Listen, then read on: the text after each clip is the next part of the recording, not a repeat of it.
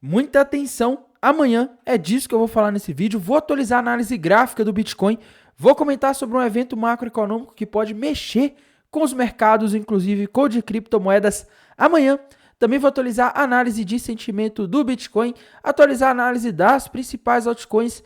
Mas antes de continuar, meus amigos, não deixem de se inscrever aqui no canal Criptográfico no YouTube, ativar o sininho para receber as notificações, deixar o like para dar aquela força, deixar o seu comentário aí embaixo e bora lá atualizar a situação do Bitcoin, ver o que está acontecendo hoje aí com o Bitcoin, que está subindo um pouquinho, né? Mas nada de muito forte, né? O Bitcoin chegou a bater na máxima do dia ali, 63.800, tá? Pegou uma boa parte daquela liquidez que eu tinha mostrado no vídeo de ontem, né? Mas, por enquanto, em termos de gráfico, infelizmente eu não consigo ver um padrão novo aqui no curto prazo. Tá? Eu vejo mesmo que a gente via ontem aí na análise gráfica de curto prazo do Bitcoin, tá? O Bitcoin rompeu para cima aí um fundo duplo, né? Que normalmente é um padrão que reverte uma tendência de baixa para uma tendência de alta. Tá? Ele rompeu para cima esse fundo duplo.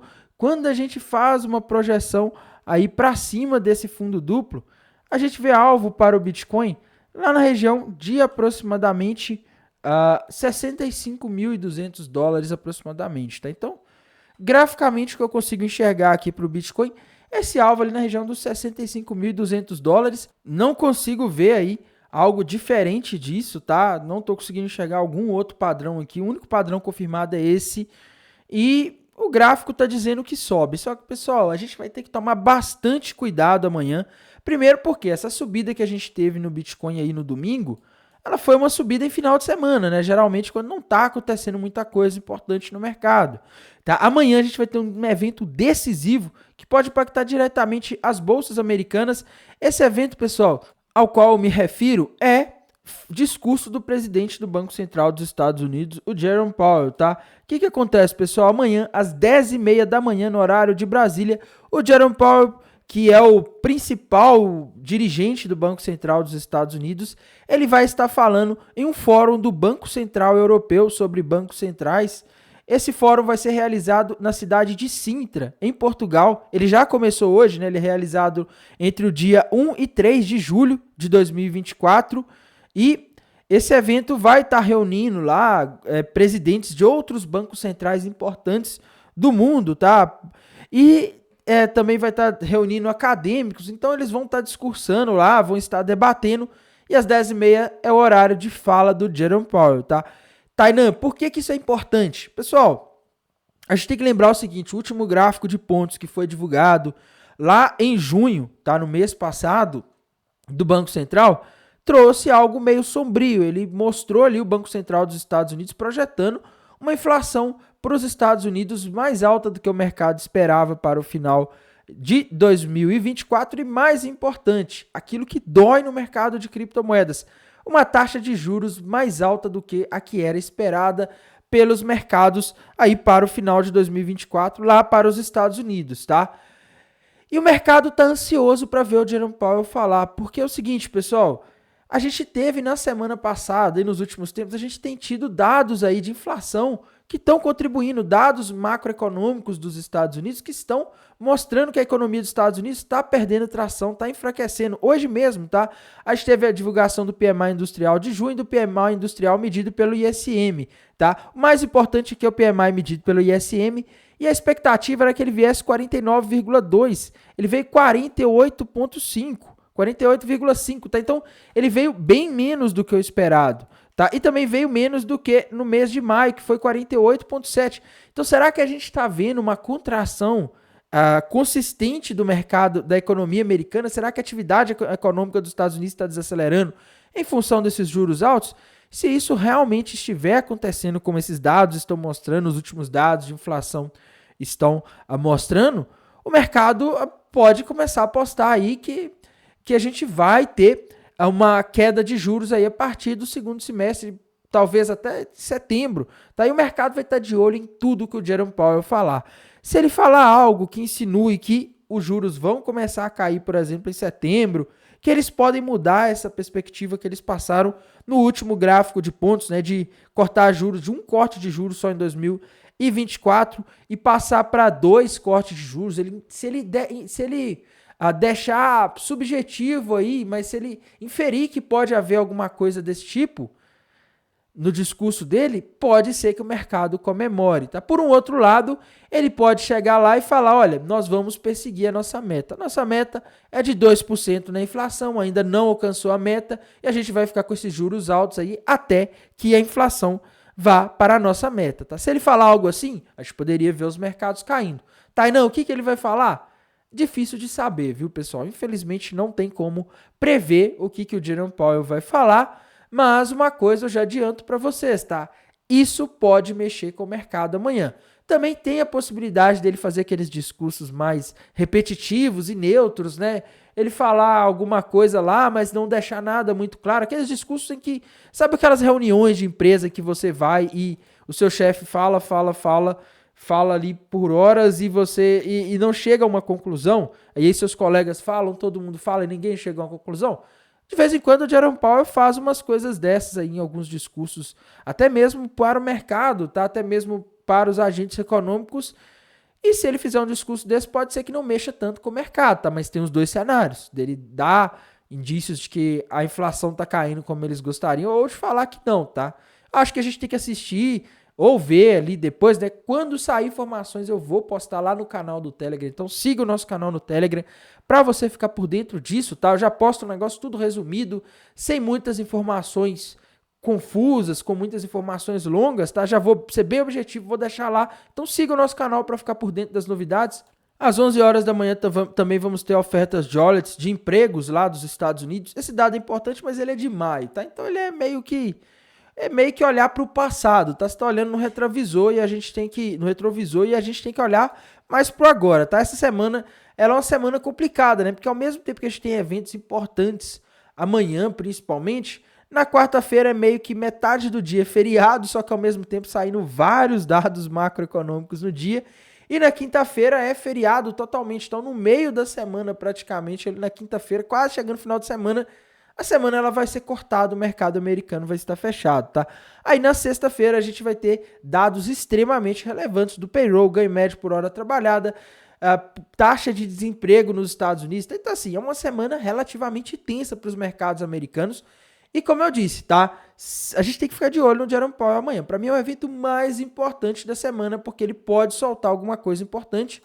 E a gente também não pode deixar de ver aqui o que está acontecendo lá nos mercados americanos, tá? Aliás, na análise de sentimento. Quando a gente olha para a análise de sentimento do Bitcoin aqui, o long short ratio já reduziu bastante, viu? Desde os últimos dias aí, tinha mais de 3 pessoas apostando na alta para cada pessoa que aposta de forma proporcional no mercado de futures de criptomoedas e caiu bastante, tá? Agora está abaixo de 2, né? Mas a gente só teve o pessoal abrindo posições shorts aí no final de semana, tá? A gente viu no final de semana aí a galera subindo o Open Interest com força, abrindo posição short, né? O long short ratio ali caindo durante esse evento, tá? Só que agora o long short ratio continua caindo, mas o Open Interest ele parou de subir e tá até diminuindo, tá? Então, Tainan, o que isso significa? Significa que o mercado ele tá meio sem saber para onde que vai quando a gente olha só do ponto de vista de análise de sentimento, tá? A gente tem que ver os pontos de liquidação, porque as baleias podem ter conseguido atingir os objetivos dela, ou delas, né? No caso, várias baleias aí que operam no mercado. Mas enfim, o que a gente vê é o seguinte, tá? A maior parte a gente tinha muita liquidez aqui acima, pessoal. O Bitcoin pegou uma boa parte dessa liquidez. Ficou alguma liquidez ali na região dos 64 mil dólares por aí, tá? Mas o Bitcoin consumiu uma boa parte aqui, viu, meus amigos? Depois que ele consome a liquidez que está de um lado, ele pode ir para o lado contrário. Tá? Isso significa que ele poderia aí cair para buscar a liquidez do outro lado. Né? E quando a gente olha aqui também, a gente está com muita liquidez abaixo, tá? Principalmente ali na região dos 59 mil, deixa eu ver aqui com mais calma, mais precisão, né? 59.400, tem bastante liquidez ali entre 59.400 e os 59.250, tá? A região ali dos 59.800 também tem bastante liquidez, mas assim, o que eu tô vendo aqui é o ponto que está com mais liquidez agora, possivelmente está abaixo, tá? Então o Bitcoin ele pode desrespeitar a análise gráfica. O gráfico está dizendo ali que ele pode ir a 65, mas dependendo do que sair amanhã de fala do Jerome Powell, se não agradar o mercado, o Bitcoin, as baleias do Bitcoin podem aproveitar e jogar o mercado para baixo para tentar pegar essa liquidez desse pessoal que está apostando na alta aí nos últimos dias, tá? Nas últimas horas, essas posições long aí que estão se acumulando com liquidações aí mais perto, tá? E também temos que ver aqui o gráfico das principais altcoins, né? Ethereum acompanha muito o Bitcoin, então é difícil olhar para Ethereum sem tentar entender o contexto, né? E galera, assim, eu tô considerando que esse triângulo descendente da Ethereum, ele tá meio que desfeito aqui, tá? Tá difícil de considerar ele, uma vez que a gente tá vendo aí a Ethereum violando muito os limites desse padrão, né? A gente vê que ela subiu ali acima, tá? Daria até para tentar desenhar um outro aqui, mas nossa, tá bem ruim, né? Um gráfico que não tá muito fácil assim de mexer, tá? A gente poderia considerar que a Ethereum tá dentro de um outro agora triângulo descendente, porque ela ainda não conseguiu quebrar de fato essa LTB, né, que o Bitcoin tá fazendo, que a Ethereum tá fazendo aí, e o alvo seria mais ou menos ali na mesma região se a Ethereum quebrasse a região ali dos 3.360 dólares, tá? O alvo seria ali nos 3.080 dólares, tá? Mas no geral aí temos que esperar a Ethereum dar algum sinal sólido, né? Porque ao mesmo tempo que ela tem uns padrões dela, ela também segue um pouco o Bitcoin, tá? Quando a gente vai aqui para o gráfico das principais altcoins, né? E aqui para o gráfico da BNB, que é outra criptomoeda aí muito relevante, que estava formando padrões aí nos últimos dias, a BNB nem conseguiu subir tanto, né? A Ethereum praticamente descaracterizou aquele outro triângulo descendente que a gente estava vendo nos outros dias, mas a BNB continua aqui dentro daquela, abaixo do suporte daquele triângulo descendente que ela rompeu, né? Então, eu vejo o alvo para a BNB aí, infelizmente, lá na região entre 530 e 520 dólares, tá? A BNB para mim pode cair um pouco mais, embora ela esteja lateralizando aí nos últimos dias. Esse padrão aqui, ele não é algo aí muito positivo, tá? Esse padrão aqui, ele indica queda. Então, BNB tá com um gráfico aí que ainda indica possibilidade de queda, tá? Temos que ver aqui a Matic, né, se ela mudou alguma coisa, que a Matic realmente ficou, depois de que atingiu aquele alvo daquele retângulo que ela rompeu para baixo, ela ficou muito parada aí nos últimos dias, né? E a Matic parece que está dentro de um triângulo simétrico, padrão que eu não gosto muito, mas não deu indicativos aí de romper ele para algum lado, tá? Então não é uma situação muito fácil não, né? É uma situação aí que é difícil de operar, tá? Eu esperaria a Matic fazer algum padrão aí mais confiável. Outra criptomoeda importante que a gente não pode deixar de olhar é a ADA Cardano, né? A ADA Cardano também rompeu para baixo o triângulo descendente, está subindo hoje, tá quase ali no meu stop, né? Eu abri uma posição de trade na Cardano na semana passada, com stop bem curtinho, tá? E a Cardano já tá bem perto, né? Mas eu não sei, tá? O gráfico dela para mim indica queda. Quando a gente olha aqui, ela rompeu um triângulo descendente para baixo, rompeu um topo duplo meio irregular ali, mas é um topo duplo ainda assim, né? Então assim, eu vejo para Cardano um cenário aí que parece indicar mais queda do que alta, tá? Outra criptomoeda aí que a gente não pode deixar de comentar é a XRP, pessoal. XRP ou Ripple, né? É uma moeda aí que hoje a internet também não tá ajudando, tá demorando aqui para carregar os gráficos, mas a Ripple tá na beira do precipício, tá? Se a XRP romper para baixo da região ali dos 46 centavos de dólar, ela vai formar um triângulo descendente com alvo lá na região de aproximadamente 33 centavos de dólar, tá? Por enquanto não rompeu, tá andando de lado, mas o gráfico dela não mente. Ela tá dando sinais aí que são baixistas, tá? Sinais de que ela pode cair mais. Outra criptomoeda aí que a gente não pode deixar de olhar, né, e falar dela é a Solana, tá? A Solana é uma das que estava subindo forte nos últimos dias aí com essas especulações de ETFs de Solana, né, que podem ser lançados. Só que assim, pessoal, a Solana agora tem uma resistência na frente, tá? A gente vê que essa região ali dos 150 dólares é a região que ela não tem tido facilidade em passar, tá? Ela travou muitas vezes nessa região, então eu não sei, tá? A Solana tá muito perto aí de uma resistência. Toma cuidado para operar a Solana, porque ela não tá com padrões gráficos muito bem definidos e tem todo esse boato aí de ETFs de Solana que podem ser lançados, né? Isso, quando sai alguma notícia relacionada a isso, normalmente o preço dela faz um pump de uma hora para outra, tá? Então tem que tomar muito cuidado, porque às vezes você vê um padrão gráfico baixista, igual eu estava vendo alguns dias atrás, aí sai uma notícia de ETF, ela sobe de uma hora para outra. Solana é uma moeda que eu acho um pouco difícil de operar nesse momento, viu, pessoal? É uma moeda que não está fazendo comportamentos aí muito previsíveis. Outra criptomoeda aí que a gente não pode deixar de comentar é a Chainlink. Tá? Chainlink também é uma moeda importante aí das criptomoedas, né?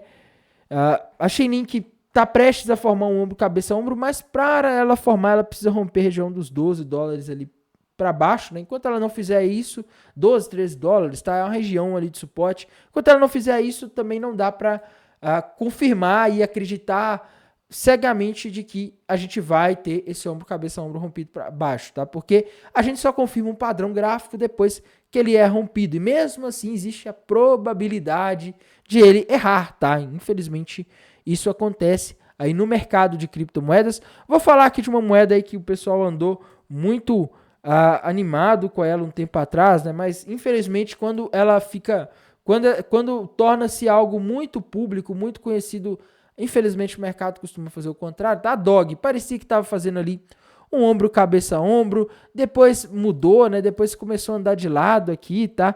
O gráfico da Dog, ele não tá um gráfico muito bem definido, né? Ele rompe um padrão para um lado, rompe para o outro e no fim acaba ficando aquela coisa que não sai do lugar, tá? Mas agora parece que ela está formando um triângulo descendente, que normalmente é um padrão que indica alta, tá? Aliás, desculpe, viu, pessoal? Triângulo descendente não, uma cunha descendente, tá? Que normalmente é um padrão altista. Ela parece estar rompendo aqui. O que eu vejo que falta aqui para a Dog conseguir ir para cima aqui, dar continuidade a esse retângulo? Desculpa, viu, pessoal? A essa cunha descendente, né? Ela precisa romper a região ali dos 0.0066, tá? Enquanto ela não romper, ela não vai estar formando pullback, mas ela parece estar fazendo um pullback aí nessa cunha descendente. E se a gente fizer o alvo, se a gente fizer uma projeção aqui do alvo dessa cunha descendente para cima, a gente teria alvo para ela lá na região de 0.012, tá? Então, se a Dog conseguir de fato, dessa vez, fazer um padrão gráfico, confirmar ele e ir buscar o alvo, porque é algo que ela não está fazendo muito, tá? A gente teria um alvo aí que ele seria na casa aí de aproximadamente quase 100% de valorização, tá? Então, fiquem de olho na Dog, porque caso a situação melhore aqui, né, no gráfico dela, e principalmente o Bitcoin, dependendo principalmente do que o Jerome Powell vai falar amanhã, a gente pode ter uma melhora no mercado e a Dog pode romper isso aqui para cima e pode acabar tendo um desempenho interessante aí nos próximos dias ou horas, beleza? No mais, pessoal, vou mantendo vocês atualizados aqui pelo canal do YouTube, lá pelo canal do Telegram. Amanhã eu vou mandar, assim que sair aí a fala do Jerome Powell, eu vou mandar um resumo ali do que ele falou e como isso tende a impactar o mercado de criptomoedas, beleza? No mais, pessoal, vou mantendo vocês atualizados. Desejo um excelente final de segunda-feira para todos. Até mais, tchau!